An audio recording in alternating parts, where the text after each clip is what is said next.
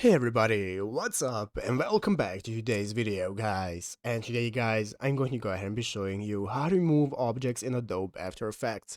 This is a very simple thing to do guys, so make sure to watch this quick and easy video till the very end, follow my steps correctly, so you can make sure that this works the same for you and that you can do this yourself.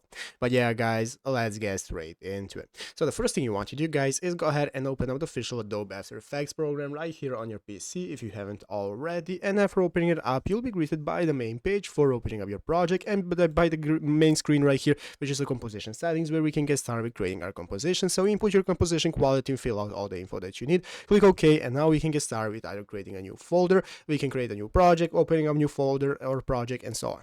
So let's go ahead and see how we can make objects move in our project right here. So basically, let's say we have inputted some objects right here. Now we want to make them move. Basically guys, what we have is a couple of options. We can either go ahead and use the rotate tool right here that you can go ahead and find at the top of the screen in the menu, and with the rotation tool we can turn anything sideways or whatever direction we might want. Those are the options we can use for moving our objects. But basically guys, for our main movements within our objects and effects, we are going to use the effects and presets right here at the right side of the screen. So under effects and presets, we have everything we need for using effects on our video. We can go ahead and make our objects move. We have the animation preset, so if you want to animate something, you can find it right here on the animation presets. Basically, you want to go ahead and play around with effects and presets and find anything that you might want to use and need for your effects right here. And this is what you're going to mainly use for moving your objects. Play around with it, find the best combination to work for you, and try testing it out. But yeah, guys, basically that is how to get started. So I hope this video was helpful. If it was, make sure to leave a like, subscribe to the channel. So you guys, thanks for watching,